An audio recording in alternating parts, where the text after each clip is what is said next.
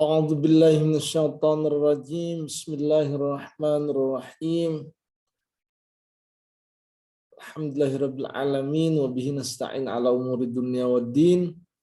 Shalatu wassalamu ala asrofil anbiya'i wal mursalin wa ala alihi wa sahbihi ajma'in. Rabbi shrah li sadri wa yassir li amri wahlul 'uqdatam min lisani yafqahu qawli. Amma ba'd. Puji syukur milik ilahi Rabb, salawat dan salam semoga tetap terlimpah curahkan kepada kasih Rabb. Teman-teman sekalian, mahasiswa saya yang saya banggakan, pada pertemuan kali ini saya ingin sedikit menjelaskan tentang administrasi mutu pendidikan. Pertanyaan yang mendasar, apakah benar administrasi itu mampu meningkatkan atau mampu mendongkrak mutu dari lembaga pendidikan yang tadinya masih atau yang sebelumnya masih belum baik kepada level yang baik, atau dari level yang standar biasa-biasa saja menjadi level yang premium, menjadi level yang benar-benar banyak diminati oleh anak didik.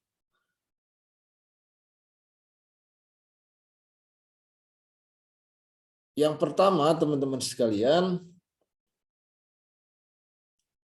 ketika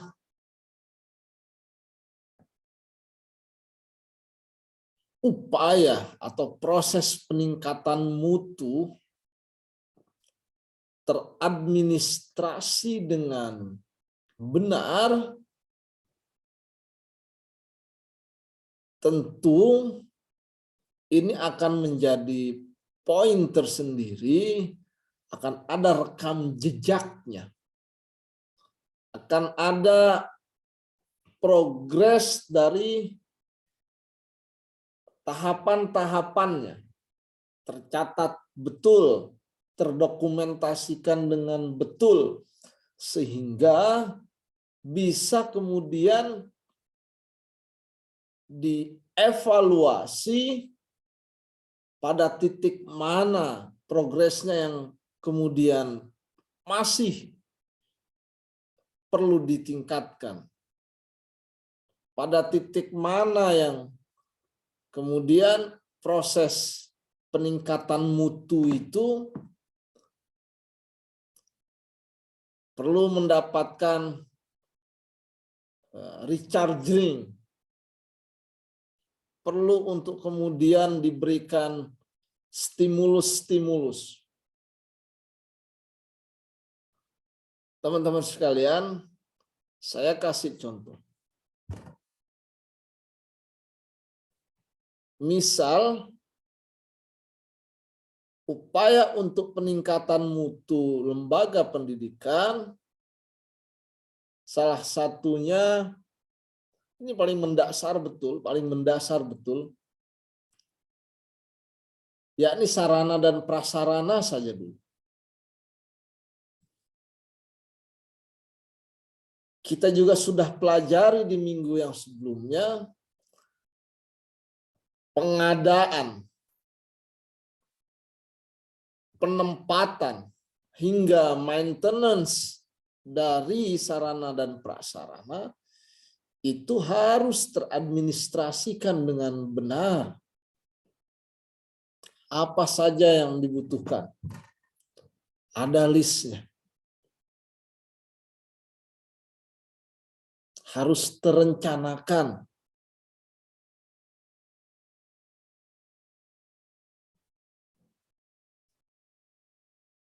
Barang-barang sekolah apa saja yang saat ini statusnya itu rusak,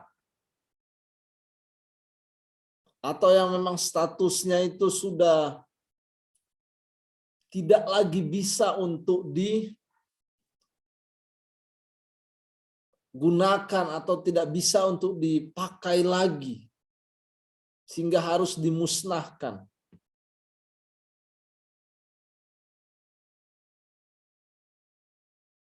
Pengalihan tanggung jawab atas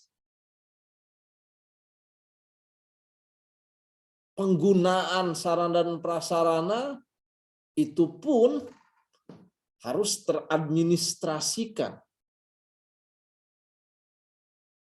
Dari wakil kepala sekolah bidang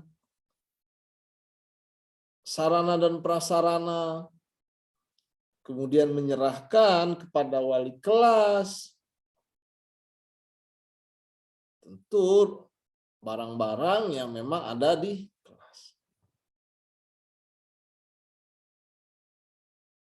Inilah contoh mendasar berbicara mutu, tentu tidak hanya dari sarana dan prasarana, ada banyak lagi.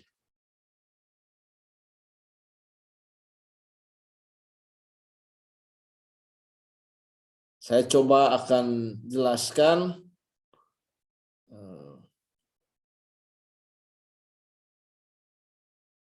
hal apa saja yang benar-benar kehadirannya itu akan meningkatkan mutu, meningkatkan kualitas, kapasitas, meningkatkan kuantitas dari sekolah. Tadi yang pertama ada sarana dan prasarana. Lengkapnya laboratorium,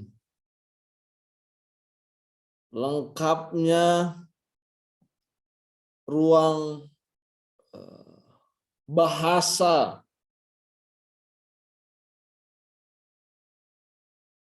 linguistic center,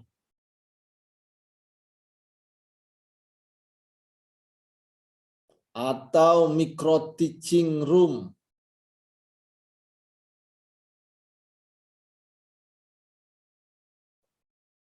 Ini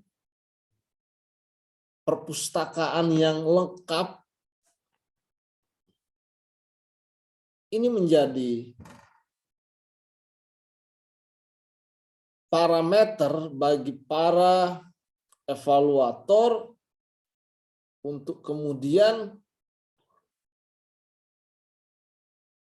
membuktikan apakah sekolah ini memang bermutu ataukah tidak.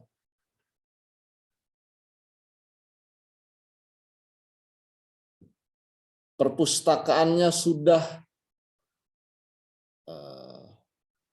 tersedia yang online-nya ataukah tidak.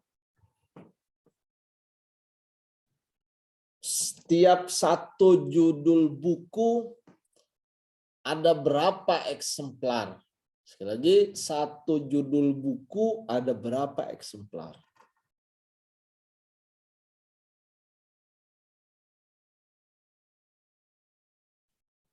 Perharinya ada banyak buku yang terbit. Kemudian perkembangan peradaban juga terus berjalan. Apakah perpustakaan dalam lembaga pendidikan itu pengadaannya setahun sekali baru belanja buku, ataukah per semester sekali, ataukah per sebulan, 1 bulan sekali. Ini juga perlu diadministrasikan agar sarana maupun prasarana dari lembaga pendidikan itu bisa lebih lengkap. Yang kedua, teman-teman sekalian, rendahnya kualitas guru.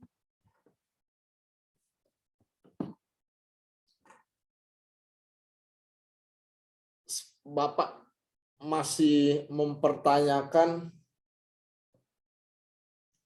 akan sertifikat pendidik, Serdik.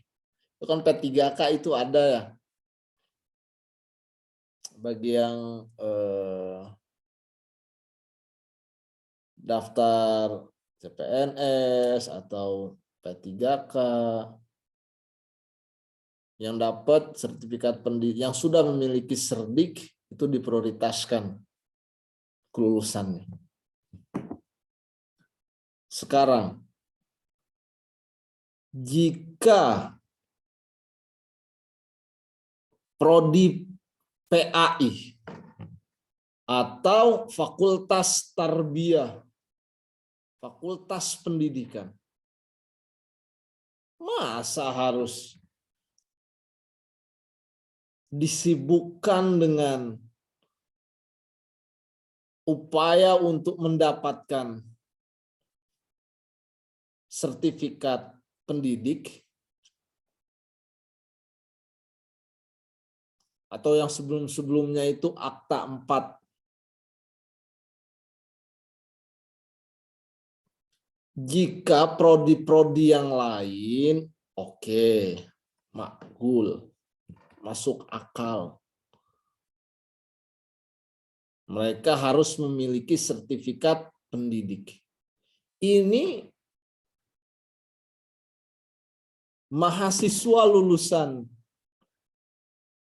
prodi PAI atau mahasiswa yang memang setiap harinya bergelut di dalam dunia pendidikan, masa harus lagi disibukkan dengan sertifikat pendidik. Akhirnya jalan di tempat. Akhirnya stagnan.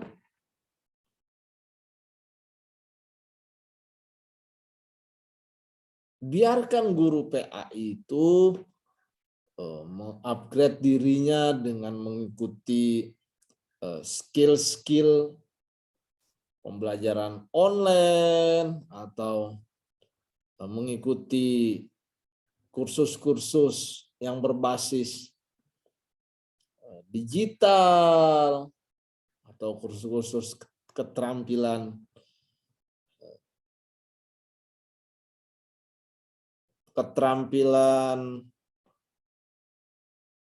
membuat karya tulis, terus ke sana. Masa guru PAI yang sudah mendapatkan Akta 4, akta keguruan, masih harus mengikuti kegiatan sertifikat atau sertifikasi pendidik. Gimana tidak ingin lebih rendah lagi kualitasnya karena disibukkan dengan hal tersebut? Sudah seharusnya untuk meningkatkan kualitas guru, biarkan guru-guru PAI. Kalau guru-guru yang non PAI itu masih masuk akal. Itu yang kedua, teman-teman sekalian. Yang ketiga, perlu juga diadministrasikan kesejahteraan guru. Apa maksud diadministrasikan kesejahteraan guru agar mutu lembaga pendidikan itu bisa meningkat?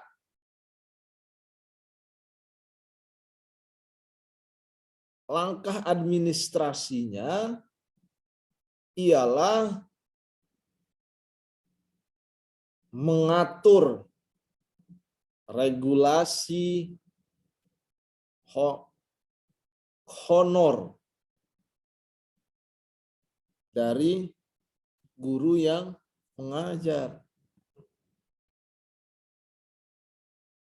Inflasi sebuah hal yang niscaya.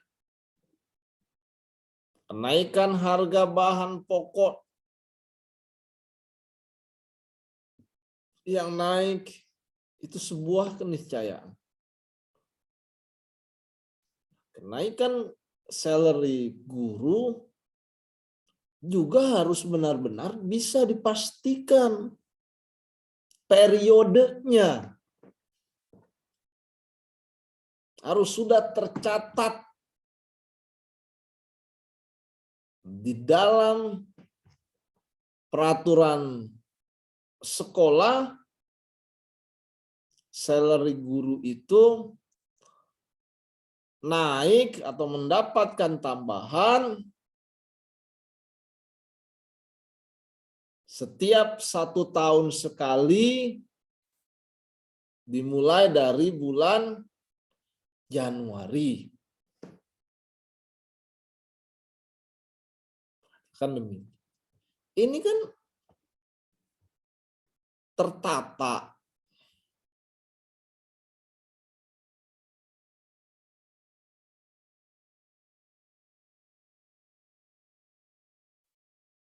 Jadi kesejahteraan guru menentukan mutu dari lembaga pendidikan. Kok bisa, Pak Supri? Teman-teman bayangkan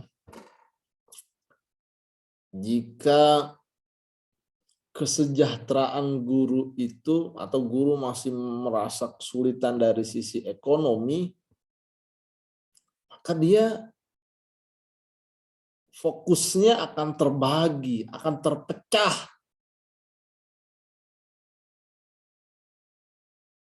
Dia lebih memikirkan kemudian bagaimana caranya bisa mengajar di tempat yang lain. Dia kemudian lebih memikirkan bagaimana mencari tambahan. Dia lebih memikirkan kemudian bagaimana mendapatkan pundi-pundi rupiah dari kegiatan-kegiatan sekolah, misalnya study tour, jadi ajang bisnis misalnya.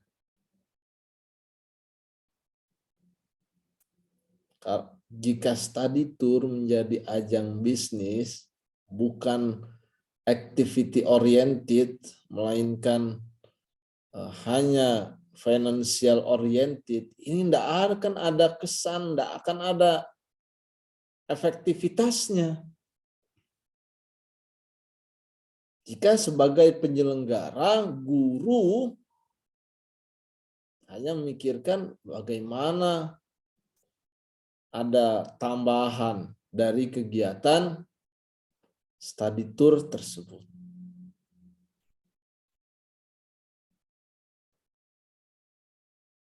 Dan yang ketiga, teman-teman sekalian,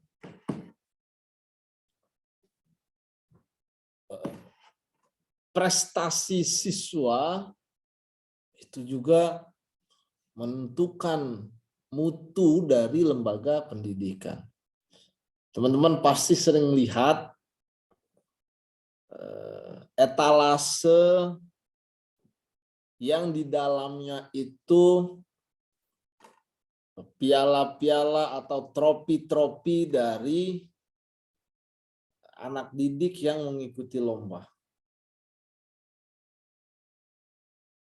Dipamerkan dalam sebuah etalase, ditaruh di ruang yang memang ketika tamu datang itu langsung terlihat.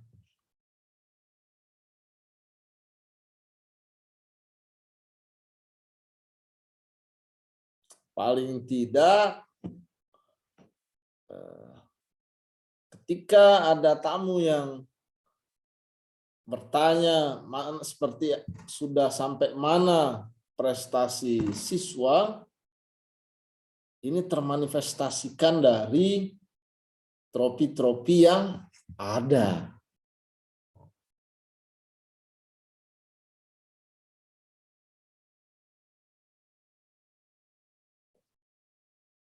Kemudian dari lomba-lomba, kemudian dari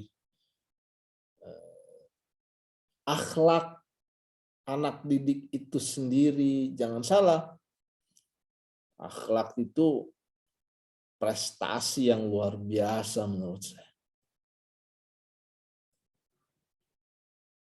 Anak didik bisa ada karakternya atau lebih muncul kecerdasan afektifnya